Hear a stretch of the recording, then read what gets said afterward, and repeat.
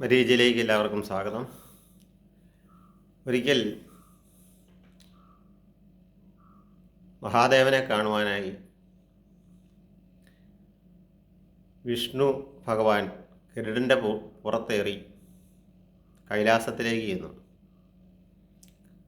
അപ്പോൾ ഗരുഡനോട് പുറത്ത് വിശ്രമിക്കുകയും വിഷ്ണു ഭഗവാൻ മഹാദേവൻ്റെ അടുത്തേക്ക് പോവുകയും ചെയ്തു. ഈ സമയം ഗരുഡൻ നോക്കുമ്പോൾ അവിടെ ഒരു കുരുവി ഇരിക്കുന്നു, ചെറിയൊരു കിളി. അപ്പോൾ തൻ്റെ വംശത്തിൽപ്പെട്ട ആളായതുകൊണ്ട് ഗരുഡൻ അദ്ദേഹത്തോട് വിശേഷമൊക്കെ ചോദിച്ചു. അപ്പോൾ ഈ പടികൾ കയറുമ്പോൾ അവിടെ നിന്നിട്ട് ഈ കുരുവിയെ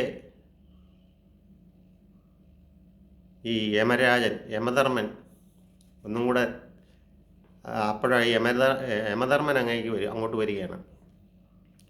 കാലൻ എന്ന് പറയും, യമധർമ്മൻ എന്നാണ് നമ്മൾ പറയുന്നത്. മറ്റുള്ളവർ കാലൻ എന്നും പറയും.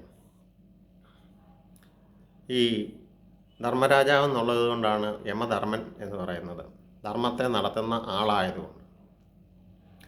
ഈ കുരുവിയെ ഒന്ന് സൂക്ഷിച്ച് നോക്കിയപ്പോഴത്തേക്കിന് ഗരുഡന് പിടികിട്ടി വെറുതെ ഇദ്ദേഹം ആരെയും നോക്കുകയില്ല, ഇവൻ്റെ ജീവൻ എടുക്കാനുള്ള പരിപാടിയാണ്. അതുകൊണ്ട് ഗരുഡൻ അതിശീഘ്രം സഞ്ചരിക്കുന്ന ആളായതുകൊണ്ട് കുരുവി എടുത്തുകൊണ്ട് ഒത്തിരി യോജന ദൂരെ കൊണ്ടുപോയി ഒരു കാട്ടിൽ ഒരു പൊത്തിൽ കൊണ്ടുവന്ന് ഒളിപ്പിച്ചു വെച്ചു. അപ്പോൾ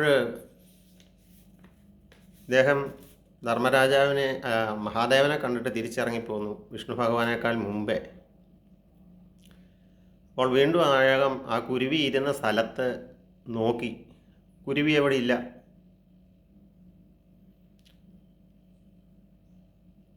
അപ്പോൾ ഗരുഡനോട് ചോദിച്ചു, കുരുവി എന്തി?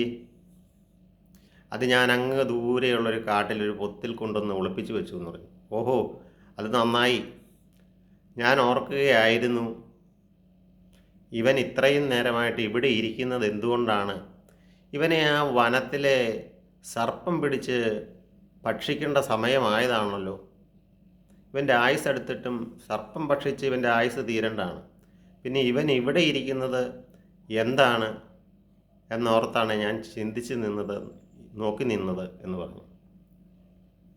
അപ്പോൾ ആ എത്തേണ്ട സ്ഥലത്ത് എത്തുകയും ആ വൃക്ഷത്തിൽ താമസിക്കുന്ന സർപ്പം ആ പക്ഷിയെ പിടിച്ച് തിന്നുകയും ചെയ്തു. നമ്മൾ പറയും വരാനുള്ളത് വഴിയിൽ തങ്ങുകയില്ല എന്ന് പറയുന്നത് പോലെയും ആയുസ്സിന് പ്രത്യേകമായ പ്രമാണമില്ല.